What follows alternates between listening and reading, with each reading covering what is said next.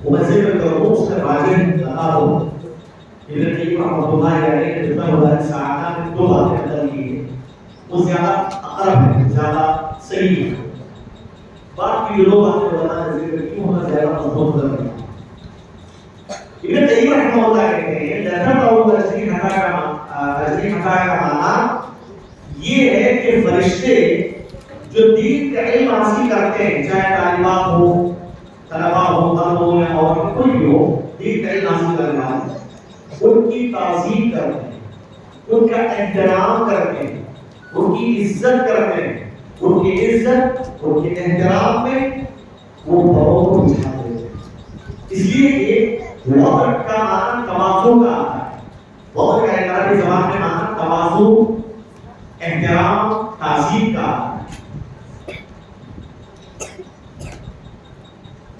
دوسرا معنی علماء کرام نے بتایا لَتَبَعُوا تَجْرِيحَ کا فرشتے طلبہ العلم کی حفاظت کرتے ہیں ان کے جو مقاصد ہیں ان کی مقاصد میں ان کی مدد کرتے ہیں طلبہ العلم کی حفاظت کرتے ہیں طلبہ العلم کے مقاصد میں ان کی مدد کرتے ہیں اللہ تعالی رحمہ اللہ کی دو معنی ذکر کی تیسرا معنی علماء نے یہ ذکر کیا لَتَبَعُوا تَجْرِيحَ کا معنی فرشتے طلبہ العلم کے حق میں توبہ اور استغفار کرتے ہیں طلبہ العلم کے حق میں اللہ تعالی سے ان کی گناہوں کی بخشش مانگتے ہیں یہ جو قول ہے یہ قول مرجوح ہونا زیادہ صحیح ہے کیونکہ آگے خود نبی صلی اللہ علیہ وسلم نے الگ سے بتا دیا ہے لیکن بعض علماء نے معنی سے ذکر کیا ہے کہ ہونا زیادہ صحیح ہے چوتھا معنی علماء نے کہا لَتَبَعُوا تَجْرِيحَ کا معنی فرشتے اپنے پاؤں سے جو اڑتے رہتے ہیں علم کی مجلسوں کو جب دیکھتے ہیں تو اڑنا بند کر کے ان مجلسوں میں آنے کی شریک ہو جاتے ہیں ان مجلسوں میں اپنی حاضری دیتے ہیں شریک ہوتے ہیں یہ چوتھا معنی ہے اور یہی سب سے زیادہ صحیح معنی ہے کہ فرشتے اس قسم کی مجلسوں میں دین کی علم کی مجلس سے جا سکتے دیکھو چاہے وہ مسجد میں ہو اس طرح کے مدرسے میں ہو کسی باہر کسی کمپاؤنڈ میں ہو میدان میں ہو یا کسی بڑے جو ہے ہال میں ہو کسی بھی جگہ اگر اس علم کی اس مجلس کا مقصد کتاب اللہ سنت رسول صلی اللہ علیہ وسلم کی تعلیم و تربیت کو سننا ہو تو ہر مجلس میں یہ فرشتے حاضر ہیں اس کی تعلیم صحیح بخاری کی روایت سے ہو صحیح بخاری میں یہ حدیث سنی کتنی پیاری حدیث نبی صلی اللہ علیہ وسلم فرماتے ہیں اللہ تبارک و تعالیٰ کے کچھ مخصوص فرشتے ہیں جو پوری دنیا گھومتے رہتے ہیں وَإِنَّ لِلَّهِ مَلَائِكَةٌ يَطُوفُونَ یا سیاحین کے الفاظ آئیں گھومتے رہتے ہیں طواف کرتے رہتے ہیں اور اللہ تعالیٰ نے ان کی ڈیوٹی لگا دی ہے کہ جہاں کہیں دین کی علم کی مجلسیں چلتی ہیں وہاں جا کر آپ کو حاضری دینا ہے وہاں شریک ہونا ہے آپ پیارے نبی فرماتے ہیں کہ یہ فرشتے اللہ تعالیٰ کے حکم سے گھومتے رہتے ہیں جہاں بھی علم کی مجلسیں چلتی ہیں وہاں آ کر بیٹھ جاتے اڑنا بند کرتے ہیں بیٹھ جاتے شریک ہوتے اور ہم پیارے نبی کی اس حدیث پر یقین رکھتے ہیں ویسے یقین رکھتے ہیں بلکہ مجھ سے ایک آدمی اپنے بچے کے بارے میں میرا بچہ ہے اس سے زیادہ ہم نبی کے اس لیے یقین رکھتے ہیں یہ نبی ہے اور ہم یقین رکھتے ہیں کہ انشاءاللہ ہماری اس مجلس میں فرشتے حاضری کی ہوگی انشاءاللہ اس لیے یقین ہونا چاہیے یہ الگ بات ہے کہ دعا کی مخلوق دینا نظر نہیں آتا اور یہ فرشتے جو حاضری دیتے ہیں کتنے فرشتے آتے ہیں کیا تعداد ہے ان کی کتنی تعداد میں شریک ہوتے ہیں صحیح بخاری کی روایت میں بات آئی ہے حتی یرکب بعضو حتی یرکب بعضو بعضا حتی یبلغ الى السماء الدنیا ایک دوسرے پہ سوار ہوتے ہیں فرشتے ان کے لیے بیان کی ہوتا ہوا حدیث میں جو دیکھیے آئی ہے اس طرح بھی شریک ہوتے ہیں وہ ایک دوسرے پہ سوار ہوتے ہیں ایک دوسرے پہ سوار ہوتے جاتے ہیں کہاں تک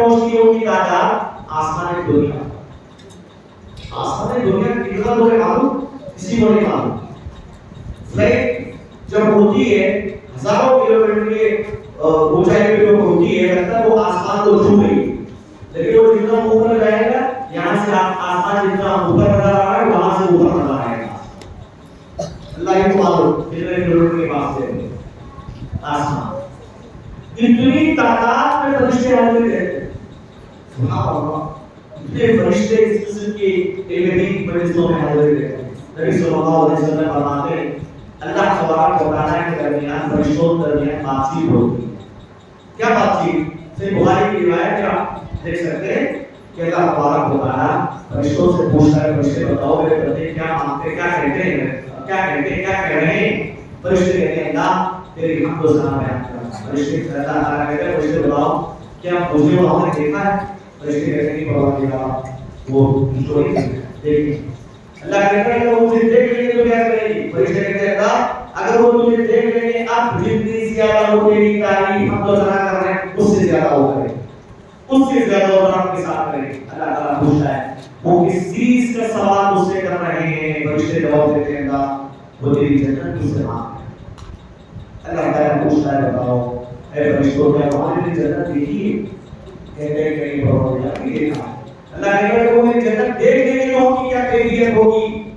تو فرشتے کہیں گے اللہ اگر تیری ہاتھوں سے بنائی ہوئی جنت دیکھ لیں گے تو پھر جتنا طرف کے ساتھ ابھی وہ مانگ رہے ہیں نا اس سے زیادہ طرف کے ساتھ تجھے تیری جنت مانگ تجھے تیری جنت مانگے.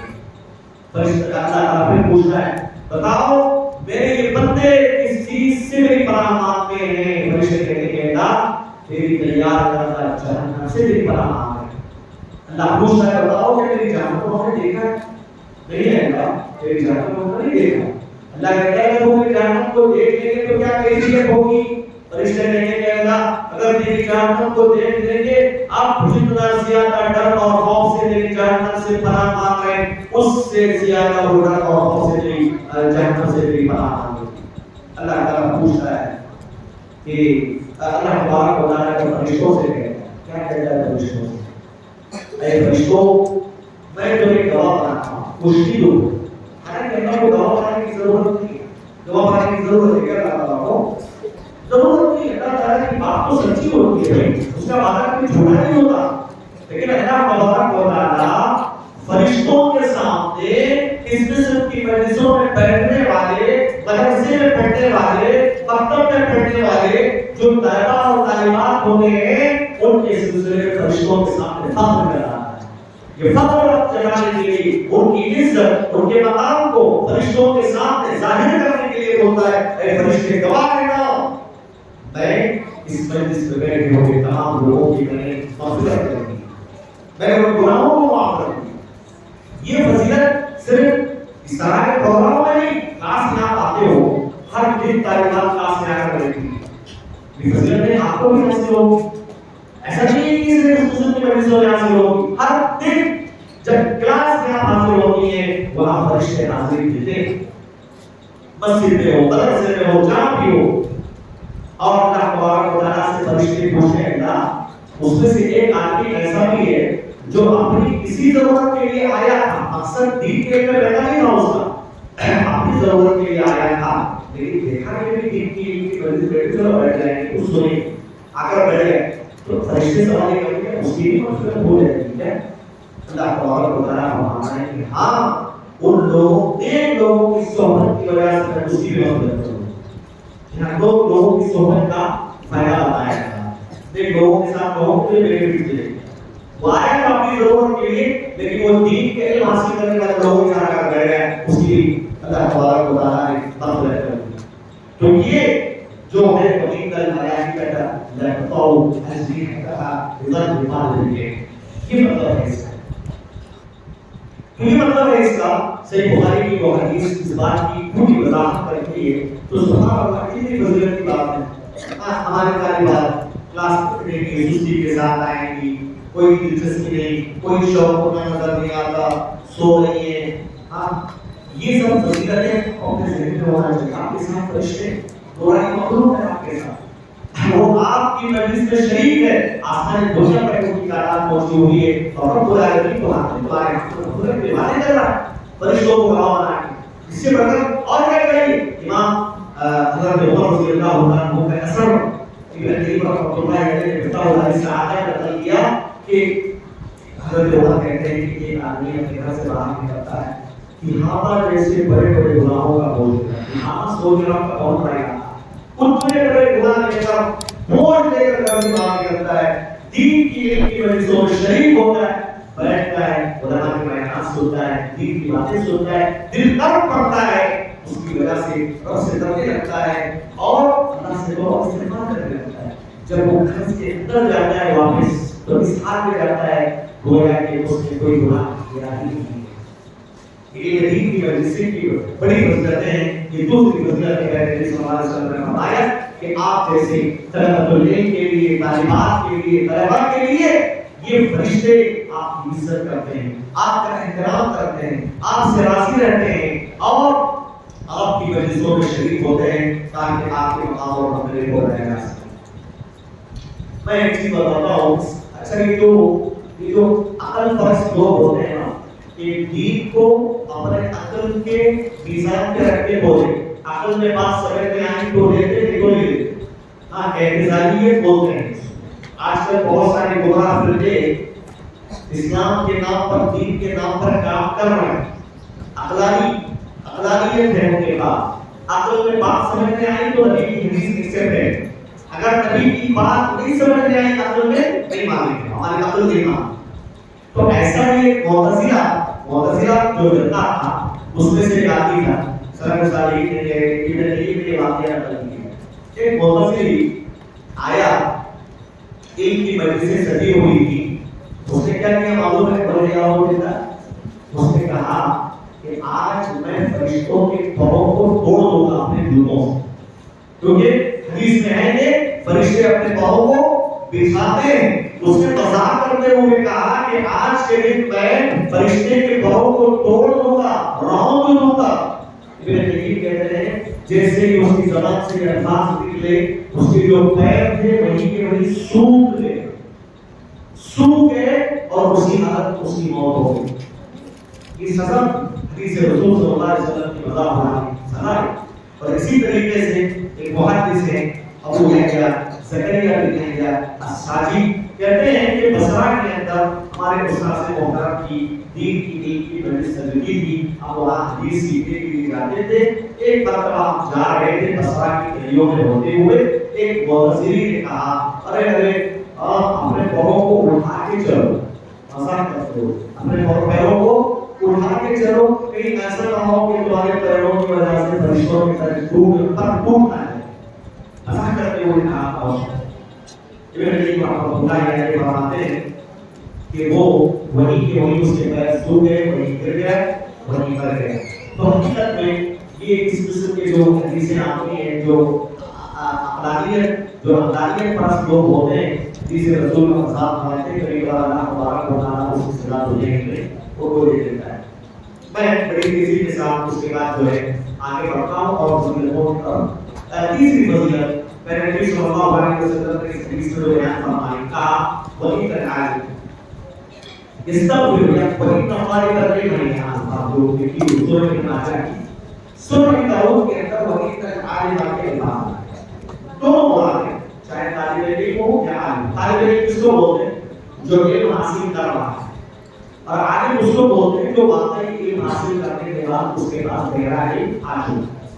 تو وہی نماز کرتے ہیں يستغفر له من في السماوات ومن في الارض حتى الحيتان في النار۔ کیا فرمایا آپ نے؟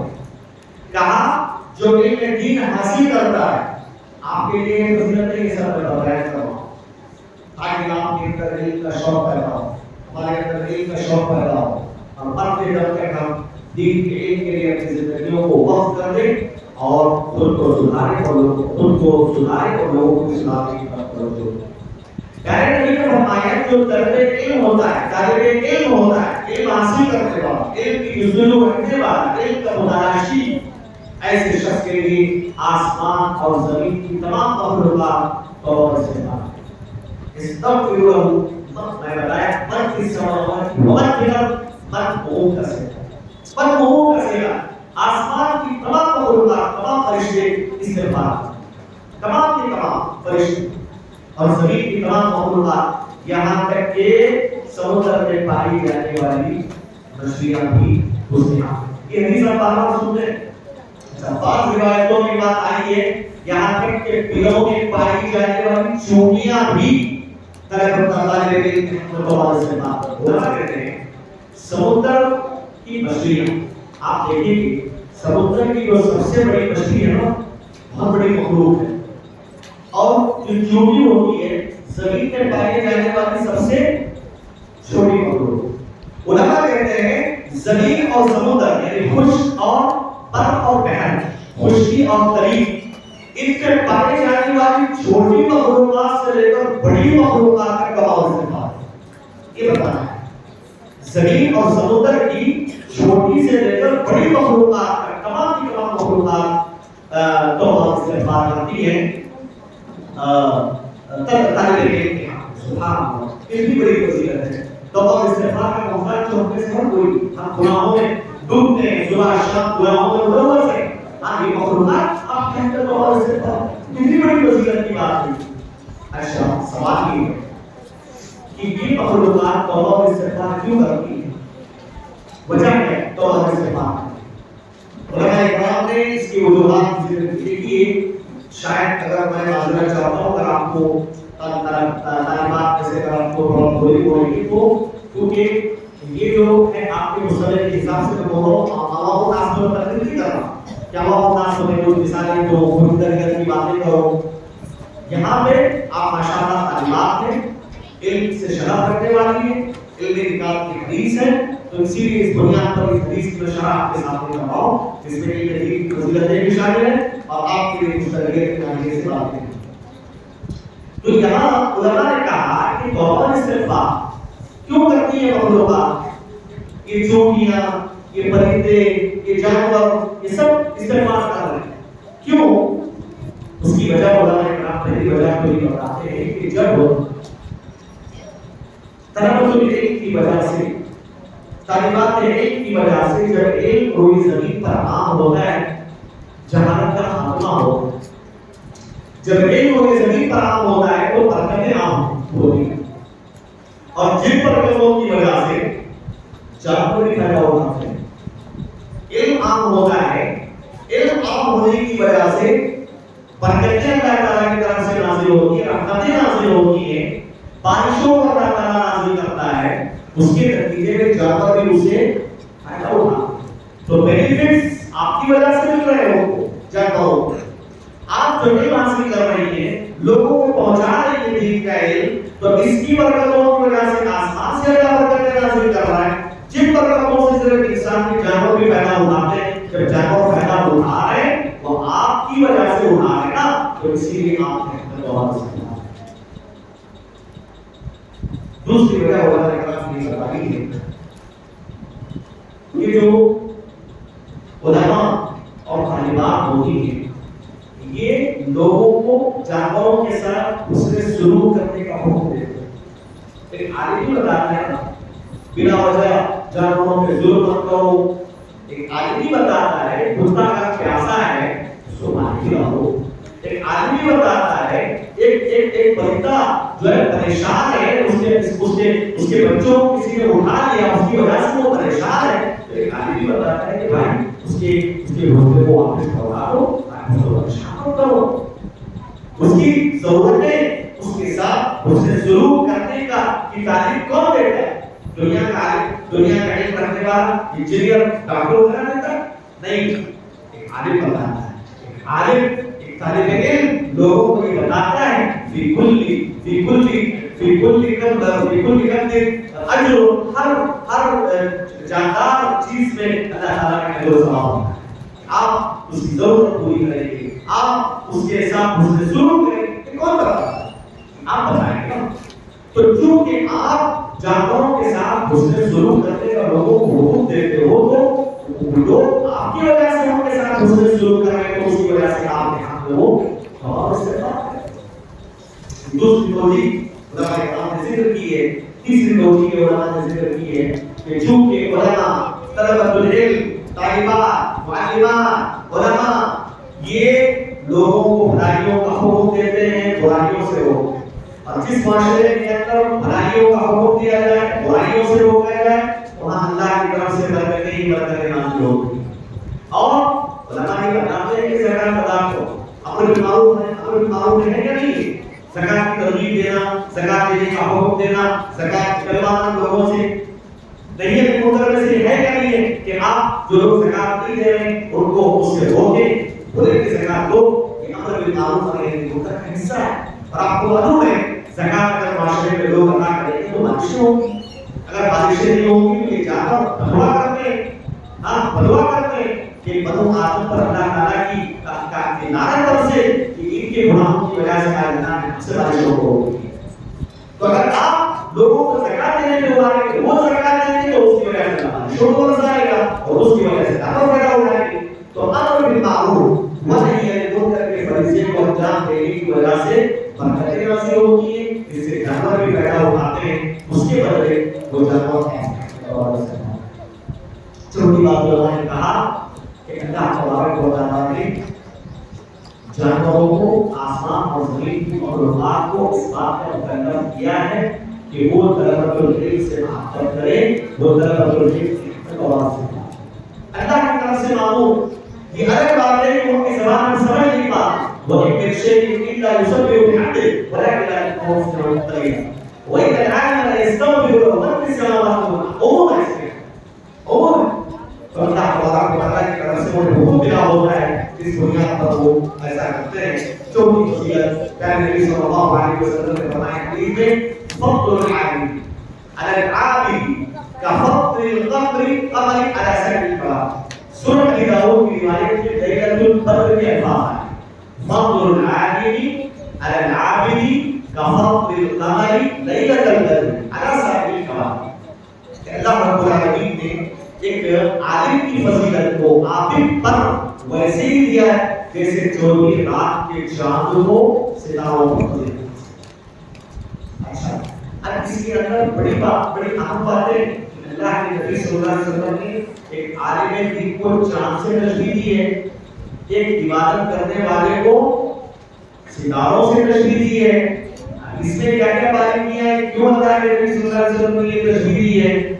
تو سب سے پہلی بات تو میں بتاؤں آپ کو اللہ کے نبی صلی اللہ علیہ وسلم نے ایک عالم کو چاند سے تشبیہ دی. اس کے دو وجوہات علماء کرام نے اس کے دو وجوہات ذکر کی.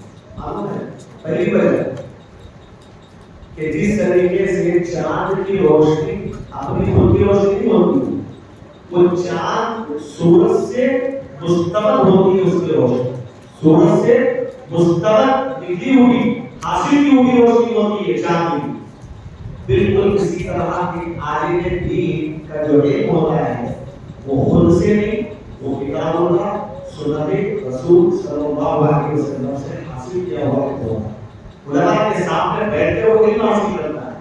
یہ بہت دقیق تشریح. علماء کرام نے کہا کہ جس طریقے سے چاند کی روشنی سورج سے مستقل ہوتی ہے بالکل اسی طرح علماء کا علم، طلبۃ العلم کا علم خالص کتاب اللہ سنت رسول صلی اللہ علیہ وسلم سے لیا ہوا ہوگا.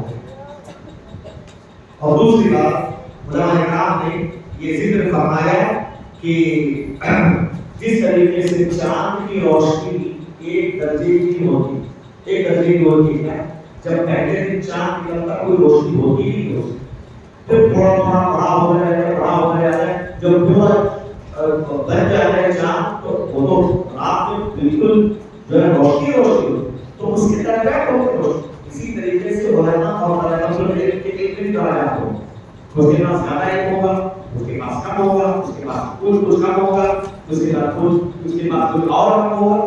اس کے طرح تفاوت ہوگا. اسی طریقے سے اللہ کے نبی صلی اللہ علیہ وسلم نے ایک عالم کو چاند سے تشبیہ دی اور ایک عابد کو ستارے سے تشبیہ دی. عابد کا مطلب عبادت کرنے والا، اخلاص کے ساتھ اپنے نظر کے طریقے کے مطابق عبادت کرنے والا، نمازوں پڑھنے والا، روزے رکھنے والا، حج کرنے والا، زکات دینے والا، اعتکاف کرنے والا. ایک طالب علم دین حاصل کرنے والا، ایک عالم وہ جو اس کے پاس علم دین بھی ہو اور عمل ہو، دونوں سے علم دین بھی ہو عمل بھی ہو، اسی کو عالم کہتے ہیں. ایک آدمی کے پاس علم دین تو ہے لیکن عمل نہیں ہے اس کی زندگی میں، وہ عالم نہیں ہے. وہ لوگوں کی نظروں میں عالم ہو سکتا ہے کہ وہ مدرسے سے باہر ہے، کہیں پڑھا ہے، کہیں پڑھا رہی ہے معلمہ، لیکن اگر اس کی زندگی میں عمل نہیں ہے تو اسلام کی نظر میں عالم نہیں ہے. وہ اس حدیث کی روشنی میں نہیں ہے. عالم باعمل، عمل باعمل ہونا چاہیے. اسی لیے صحابہ کرام کہا کرتے ہیں کل من عصى الله هو جاہل. ہر وہ آدمی جو اللہ کی نافرمانی کرتا ہے وہ جاہل. اگر صرف نہیں پڑھا ہے کیوں نہ صرف بخاری یاد رہو، صرف مسلم یاد رہو، تفسیر ابن کثیر یاد رہو، اس کو کوئی بھی مسئلہ جو تھا سے بول دے، لیکن عمل نہیں ہے اس کی زندگی، چاہے معلوم ہو معلوم ہو، عمل نہیں تو عالم نہیں. صحابوں سے عالم سے بات کرتے وہ جاہل کہتے تھے، عمل کا جاہل. تو یہاں پہ کہنے کا مقصد یہ ہے کہ جو فضیلت بتائی گئی یہاں پہ العابد، عابد تو عابد سے عالم سے مراد جو ہے جس کے پاس علم بھی ہو عمل بھی ہو. اللہ کے نبی صلی اللہ علیہ وسلم نے چاند سے تشبیہ دی، عابد کو ستارے سے تشبیہ دی. اس وجہ سے ایک عابد جو ہوتا ہے عبادت کرنے والا اس کا فائدہ اسی حد تک ہوتا ہے. علاقی نماز پڑھو اس کا فائدہ کسی دوسرے کو ملے گا. ایک آدمی روزہ رکھتا ہے اس کا فائدہ کسی اور کو ملے گا. ایک آدمی حج کر رہا ہے اس کا فائدہ کسی اور کو ملے گا. وہ عبادت کر رہا ہے، اعتکاف کر رہا ہے، روزے رکھ رہا ہے، نماز پڑھ رہا ہے، اس کا فائدہ اس کو مل رہا ہے، دوسروں کو نہیں مل رہا ہے فائدہ اس کا. لیکن ایک عالم جب علم حاصل کر کے دوسروں کو بتاتا ہے اس کا فائدہ اس کی ذات پر بھی ہوتا ہے، دوسروں کو اس کا فائدہ اس علم کے ذریعے وہ اپنے آپ کی اصلاح کر رہا ہے اور دوسروں کی اصلاح کر رہا ہے. دوسروں کو برائیوں سے بچا رہا ہے، شرک سے بچا رہا ہے، بدعتوں سے بچا رہا ہے، دوسروں کو فائدہ پہنچا رہا ہے. تو اس کا جو فائدہ ہے صرف اپنی ذات کی حد تک نہیں ہے طالب علم کا، دوسروں کو بھی فائدہ پہنچ رہا ہے. لیکن ایک عابد کا فائدہ صرف اسی حد تک ہو رہا ہے. بالکل اسی طریقے سے چاند کی جو روشنی ہوتی ہے وہ اس کی روشنی ہے اور دوسروں کو پہنچانے کی روشنی ہوتی ہے.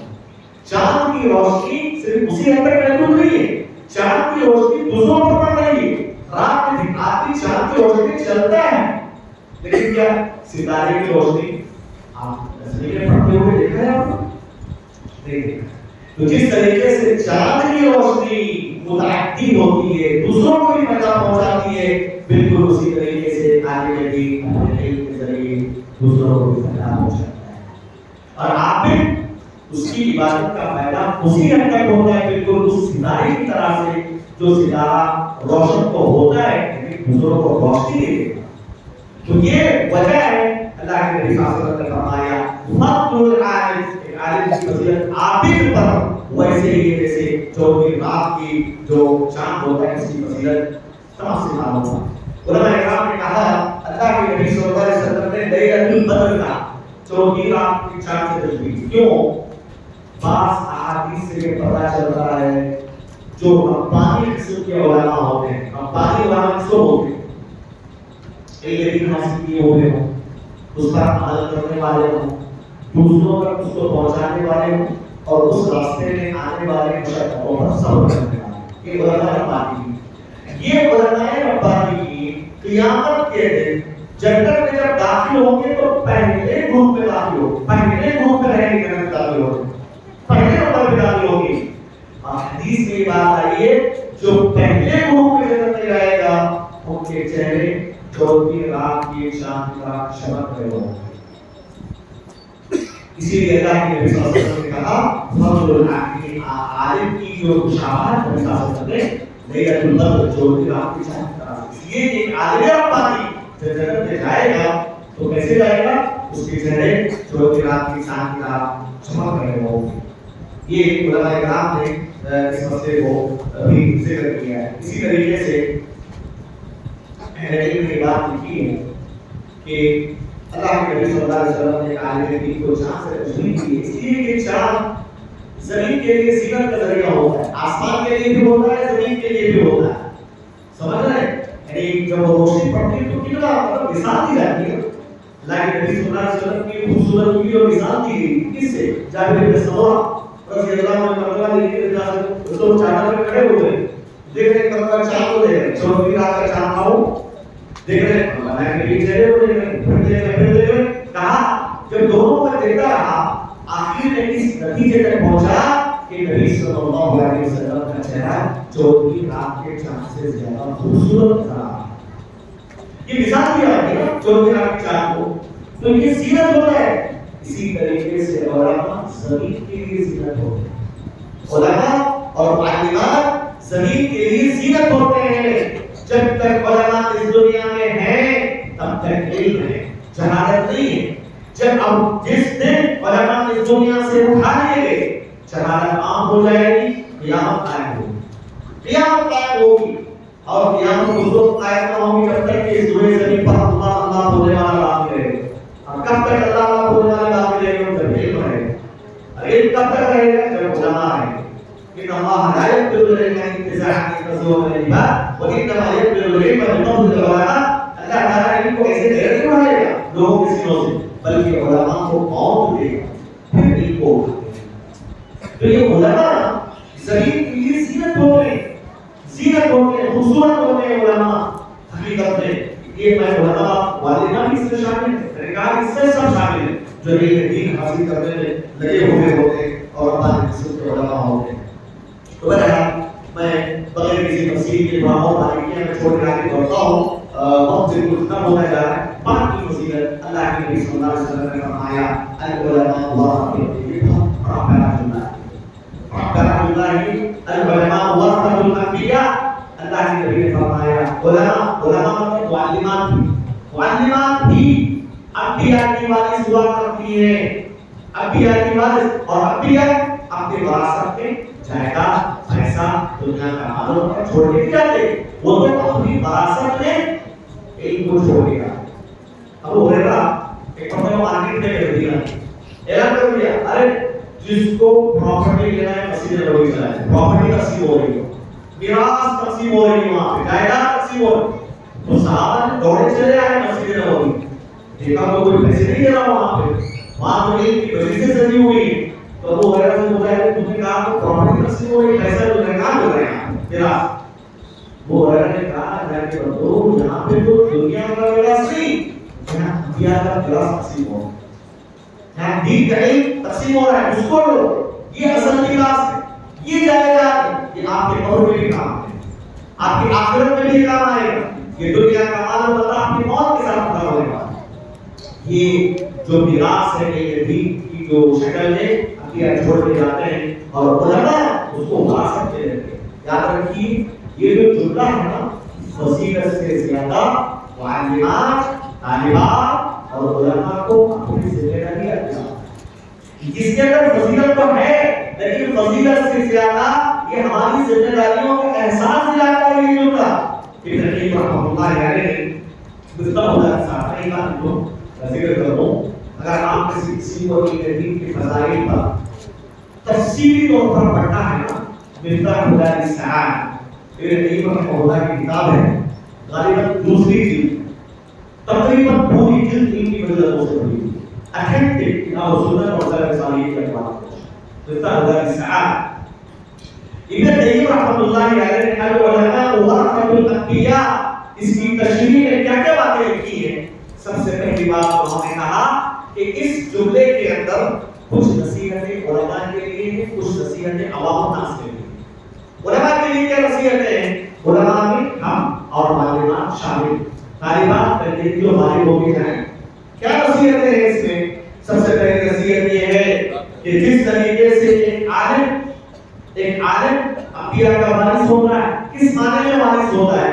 اس معنی میں کہ جس طریقے سے وہ انبیاء اپنے پیچھے علم دین کو وراثت میں چھوڑ کے جاتے ہیں, بالکل اسی طرح ایک عالم اور معلمات کے لیے چاہیے کہ وہ علم دین کو پھیلائے, علم دین کی نشر و اشاعت کرے اور اپنے پیچھے انبیاء کی طرح علم دین کو صدقہ جاریہ کے طور پہ چھوڑ کے دنیا سے چلا جائے. تو صدقہ جاریہ پر اس میں اشارہ اس بات کی طرف ہے کہ جس طریقہ انبیاء اپنے پیچھے علم کو چھوڑ کے جاتے ہیں, ویسے ہی تم بھی لوگوں میں علم کو پھیلاؤ, علم کی نشر و اشاعت کرو, تم لوگوں میں علم کو چھوڑ کے جاؤ. وہ تمہاری سب سے کلو کیا وہ یادار الانسان انتہا عنہ عمله الا صدقۃ جاریہ اور علم ينتفع به، وہ علم جس سے فائدہ ہوتا ہے پھر صدقہ جاریہ ہوتا ہے. یہ پہلی بات. دوسری بات یہ ہے جس طریقے سے انبیاء کرام دنیا سے بے رغبت ہوا کرتے تھے، آخرت کی طرف توجہ دینے والے ہوتے تھے، اسی طریقے سے علماء کو معلمات کو ہونا چاہیے.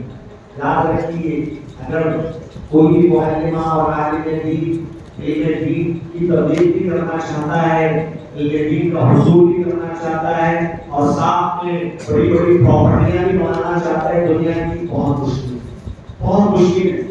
انبیاء کرام دنیا سے بے رغبت اختیار کرتے. اگر آپ دین کے لیے کچھ خدمت انجام دینا چاہتے ہو، دنیا کی کچھ جائز چیزوں کی قربانی دینی پڑے گی، آپ دینا پڑے گا، تبھی چل کر یہ سب علم عام ہوتا ہے. اور انبیاء کرام آپ دین کی تبلیغ آپ کر سکتے ہو. انبیاء کرام جس طریقے سے دنیا سے بے رغبت اختیار کرتے تھے، دنیا جن کی ضرورت ہے وہ نہ لو. اگر کوئی معلمہ اور عالم دین حد سے زیادہ دنیا کے پیچھے پڑ جائے گا، اللہ کی قسم وہ دین کی خدمت نہیں کر پائے گا. دیکھا ہے ایسے ہمارے سامنے وہ نہیں گزارنا شروع کریں گے، بڑے غلطی ہونا چاہیے، لیکن اتنے بڑے پیمانے پہ نہیں مت جاؤ کہ آپ کے اصل مقصد سے مخالف ہو جاؤ. ایسا ہے شروع میں بولیں گے ہم لوگ دونوں مینج کریں گے، آپ یہ بھی کام بھی کریں گے، تجارت بھی کریں گے. ہم نے دیکھا تجارت کے پیچھے سے اگر کوئی فائدہ دیا ہو، آپ کی ہرس ہوتی ہے، مال کی طرف نہیں ہوتی وہ، تو آپ بڑھتی گئی ہرس، بزنس بڑھتا گیا، آپ اسی پہ ہو جاتا ہے. تو انبیاء کرام دنیا سے بے رغبت اختیار کرتے ہیں، دنیا ہوتی لیتے ہیں جتنی ضرورت ہے یہاں اسی کی طرف تبلیغ کی گئی. اسی طرح معلمات اور علماء کو چاہیے کہ وہ آخرت کی طرف زیادہ توجہ دیں، لوگوں کی اصلاح کی طرف زیادہ توجہ دیں. تیسری بات علماء کرام نے اہل علم نے کہا جس طریقے سے انبیاء کرام اپنے قوموں کے حق میں خیر خواہ ہوا کرتے تھے، تڑپتے تھے اپنے قوم کو لے کر کہ وہ گمراہ ہو گئے، وہ اللہ کے راستے سے دور ہو گئے، وہ تڑپتے تھے اپنے قوم کی تکلیف اور ان کی گمراہی کو لے کر. نبی صلی اللہ علیہ وسلم کتنا تڑپتے تھے. اللہ نے کہہ دیا نبی اتنا بھی آپ اپنے آپ کو ہلاک و برباد مت کیجیے اس کے پیچھے کیوں؟ اللہ کا آپ کو سے کہا تھا کہ علم جو ہے فلا تذهب نفسك عليهم حسرات، برباد مت کیجیے آپ کی زندگی. چور ہو جاتے تھے کہ کفر اور مشرکین ایمان میں لا رہے ہیں، کہ جہنم میں لا رہے ہیں. تڑپتے تھے امت کو لے کر. اس لیے پیغام دیا گیا جب ورنہ انبیاء کے وارث میں ان کی ذمہ داری ہے کہ وہ اپنے قوم کی، اپنے گھر کی، اپنے خاندان قبیلے کو گمراہ ہوتے ہوئے تڑپیں اور ان کی اصلاح کرنے کی کوشش کریں. اور یہ جب تک ہمارے دلوں میں اندر تڑپ نہیں آئے گی قوم کے سلسلے میں، ہم صحیح معنوں میں داعیہ نہیں بن سکتے، معلمہ نہیں بن سکتے، مبلغ نہیں بن سکتے، داعی اور عالم نہیں بن سکتا. بولا یاد رکھیے العلماء ورثۃ الانبیاء میں یہ چیز شامل ہے. اسی طریقے سے اہل علم نے بات بھی لکھا ہے، ایک ابھی فضیلت کی بات، یہ دوسرے کی بات، فضیلت کی بات یہ جس طریقے سے انبیاء علماء انبیاء کے وارث ہونے کا مطلب یہ ہے کہ انبیاء سے زیادہ قریب ہے. آپ وراثت کس کو ملتی ہے؟ رشتہ داروں کو ملتی ہے، تو قریبی رشتہ دار. تو بالکل اسی طریقے سے علماء جب انبیاء کے وارث ہیں تو وہ انبیاء سے قریب ہوں گے. یہ بڑی فضیلت والی بات ہے. اسی طریقے سے میں آخر میں کوئی بات کرنے کی بات کر کروں، یہ وہ علماء کے لیے کچھ ذمہ داریاں بتائی گئی ہیں. اسی طریقے سے علماء کے لیے بات اس لیے بتائی گئی ہے کہ وہ ہم آپ کی سوچ کی وجہ سے العلماء ورثۃ الانبیاء کا مطلب یہی ہے کہ جس طریقے سے انبیاء کرام نے دعوت اور تبلیغ کے کاموں میں مشقتوں کو برداشت کیا، تکلیفوں کو برداشت کیا، اسی طریقے سے علماء کی ذمہ داری ہے کہ وہ اس راستے میں آنے والی مشقتوں اور تکلیفوں کو برداشت کریں. یہ مطلب ہوتا ہے العلماء ورثۃ الانبیاء. صرف فضیلت علماء انبیاء کے وارث، علماء انبیاء کے وارث میں بتایا شروع میں کہ فضیلت سے زیادہ ذمہ داری کی طرف اشارہ کرتا ہے یہ جملہ کہ مصیبتیں آتی جس طرح انبیاء کرام کی زندگی میں مصیبتیں آئیں، دعوت دین کے راستے میں پیسوں کی کمی ہے، علماء کے لیے مشقتیں برداشت کرنا پڑتا ہے، تنخواہیں کم ہیں، فلاں ہے مشقتیں دنیا کی زندگی میں، علم دین کے راستے میں کام کرنے کے سلسلے میں. لیکن علماء اور معلمات میں سب سے پہلے شامل کرتا ہوں. ہماری ذمہ داری ہے نہیں کہ اس کا بدلہ اللہ کے حوالے کر، اللہ تعالیٰ اس کا بدلہ قیامت کے دن دے گا اور وہ بدلہ دے گا، پھر وہاں لوگ رش کریں گے۔ اللہ تعالیٰ ہم سب کو اس میں شامل فرمائے۔ تو دنیا میں یہ تکلیفیں مشقتیں آتی ہیں، یہ ہے برداشت کیا، ہم لوگوں کو بھی برداشت کرنا ہے۔ اسی طریقے سے جو ہے اس دنیا کے اندر عوام الناس کے لیے بھی کچھ نصیحتیں شامل کے طور پر بیان فرمائیں، اس کو بیان کر کے میں تیزی کے ساتھ ہم کروں۔ عوام الناس کے لیے اس میں کیا نصیحت ہے؟ اہل علم کہتے ہیں کہ جب علماء انبیاء کے وارث ہیں، علماء انبیاء کے وارث ہیں، مطلب وہ کیا ان کی نسبت انبیاء کی طرف کی گئی، وہ انبیاء کے قریب ہیں، تو اس بنیاد پر عوام الناس کی ذمہ داری ہے کہ جس طریقے سے وہ انبیاء کا احترام کرتے ہیں اسی طریقے سے وہ علماء کا احترام کریں۔ انبیاء کا احترام کرتے نہیں کرتے لوگ، کرتے ہیں نا، سب متفق ہیں، لیکن یہاں اشارہ کیا گیا کہ علماء انبیاء کے وارث ہیں، کس طریقے سے انبیاء کا احترام کیا جاتا ہے اسی طریقے سے خواتین کے لیے، مرد حضرات کے لیے معلمہ اور علماء کا احترام کیا جائے۔ نبی صلی اللہ علیہ وسلم کا اللہ رب العالمین کے احترام میں ہی داخل ہے علماء کا احترام۔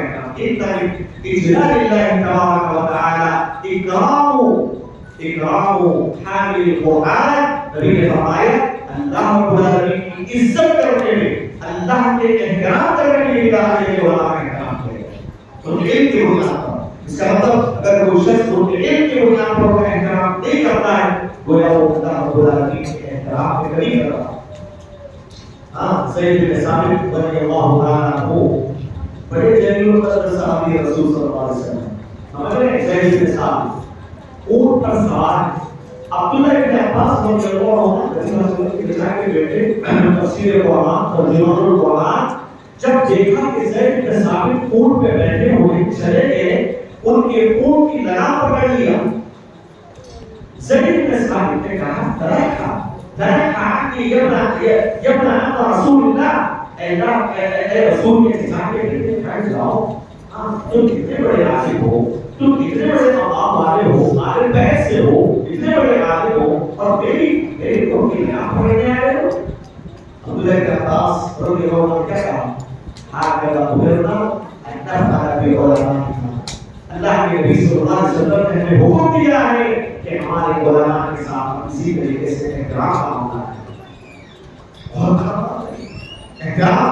دوسری بات عوام الناس کے لیے نصیحت کی گئی، جس طریقے سے لوگ انبیاء کی اطاعت کرتے ہیں، انبیاء کی باتوں کو مانتے ہیں، تصدیق کرتے ہیں، اسی طریقے سے عوام الناس کی ذمہ داری ہے کہ وہ علماء کی باتوں کو مانیں، علماء کی اطاعت کریں۔ ہاں، اگر وہ حرام کام کا حکم دے رہے تو وہ نہیں مانیں، لیکن وہ دین کی باتیں بتا رہے ہیں، جائز کاموں کی طرف حکم دے رہے ہیں، ان کی باتوں کو مانا جائے۔ اللہ نے کہا یا ایھا الذین آمنوا اطیعوا اللہ واطیعوا الرسول واولوا الامر منکم، کی اطاعت کرو۔ علماء سے مراد علماء اور مسلمان بادشاہ۔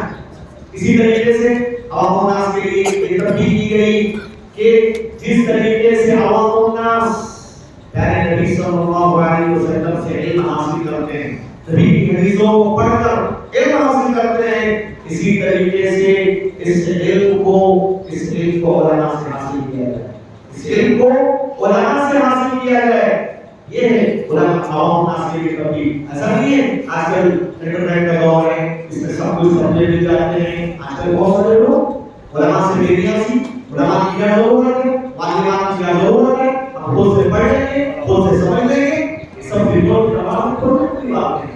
جب تک علماء کے سامنے بیٹھ کر علم حاصل نہیں کیا جاتا تب تک اس کی علم کی گارنٹی دی نہیں جا سکتی۔ اسی طریقے سے عوام الناس کے لیے یہ پیغام دیا گیا ہے اس میں کہ عوام الناس کے لیے یہ بتایا جا رہا ہے کہ جس طریقے سے انبیاء کرام کی ضرورت لوگوں کے لیے کھانے پینے سے زیادہ ہے۔ انبیاء کرام کی جو ضرورت ہے لوگوں کے لیے کھانے پینے سے زیادہ ہوتی ہے، اسی طریقے سے علماء کی ضرورت عوام الناس کے لیے ان کے کھانے پینے سے زیادہ ہے۔ کیوں؟ اس لیے ایک آدمی کھاتا پیتا ہے، اپنا پیٹ بھرتا ہے، دنیا بنتی ہے اس، لیکن آخرت پر ایک گارنٹی دے گا، کھانے پینے سے آخرت پر ایک گارنٹی دے گا۔ काफी भी अच्छा काम कर रहा है, अच्छे बंगलों में आखिर बना रहे हो, नहीं बना रहा, लेकिन उलमा उसकी आखिर बनाते हैं, उलमा उसको दीन से जोड़ते हैं, उलमा उसके दुनिया को भी संभालते हैं, उसकी आखिर को भी संभालते हैं, उसको बताते हैं कि हराम से बचो, अल्लाह बरकत देगा, ये तरीके अपनाओ, अल्लाह तुम्हारी दुनिया भी बनाएगा आखिर।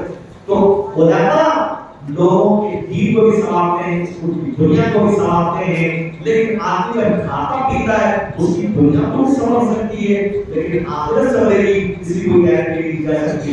इसीलिए अवाम खाने पीने से ज्यादा उलमा के मोहताज होते हैं, जिस तरीके से वो अंबिया के मोहताज होते हैं। तो ये कुछ बातें मैंने आपके सामने रखी है। उसके बाद अल्लाह के नबी सल्लल्लाहु अलैहि वसल्लम ने आखिर में फरमाया मैं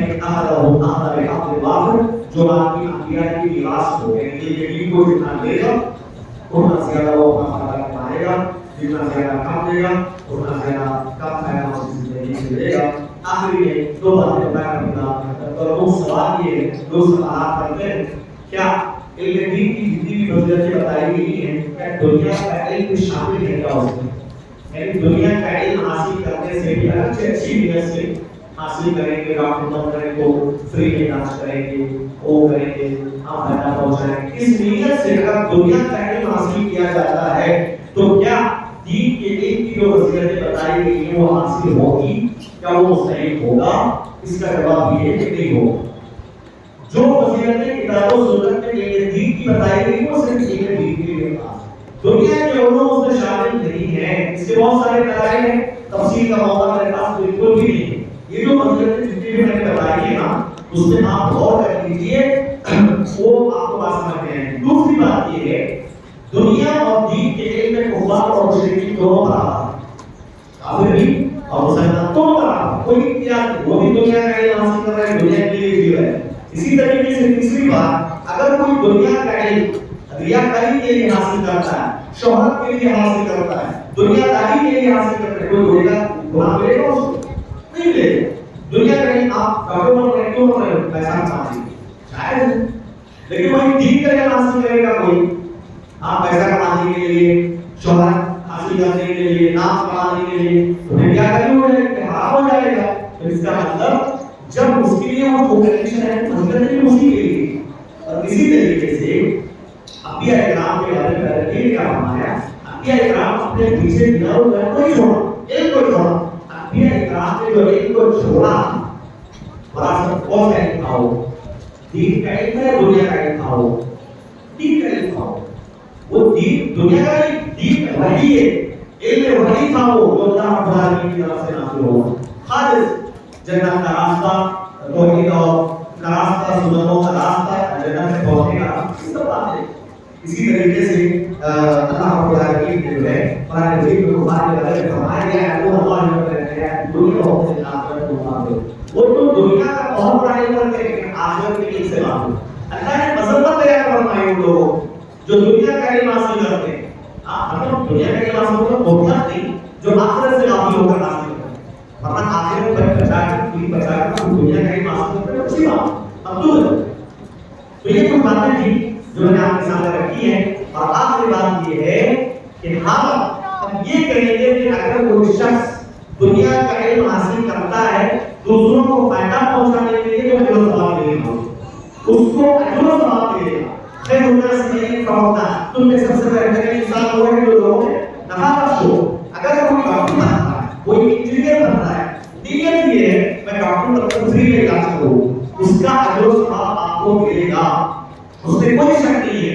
लेकिन एक की जो फजीलतें बताई गई है कि ये परिश्रम बिछाएंगे, हाँ जन्नत का रास्ता आसान कर दिया जाएगा, और भी जो जितनी भी फजीलतें इसके अलावा है वो फजीलतें को छोड़ देंगी। हाँ अल्लाह उसके नीयत की वजह से उसे अजर व सवाब मिलेगा।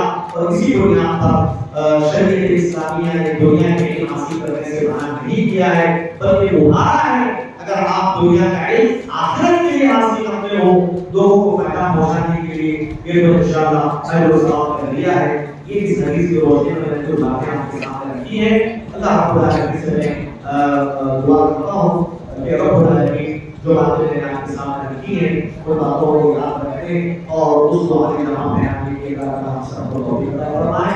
अल्लाह रब्बुल आलमीन دین کے علم حاصل کرنے والے ہمیں شوقین بنائے اور اس پر عمل کرنے والا بنائے اور جو انبیاء کرام کی وہ ذمہ داریاں تھیں انہوں نے جو وراثت میں چھوڑی ہیں ان ذمہ داریوں کو بخوبی سب کو نبھانے کی توفیق عطا فرمائے اور جو بھی یہاں نوجوان اور طالبات بیٹھی ہیں اللہ تعالیٰ آپ کے علم و عمل میں برکت عطا فرمائے اور اللہ رب العالمین ہم تمام لوگوں کو دعوت کی کرنے کی توفیق عطا فرمائے آمین وآخر دعوانا الحمدللہ رب العالمین والسلام علیکم ورحمۃ اللہ وبرکاتہ جزاکم اللہ خیر بارک اللہ فیکم مجلس کے اختتام کی دعا پڑھیے سبحان اللہ و بحمدہ سبحان اللہم اشہد ان لا الہ الا انت نستغفرک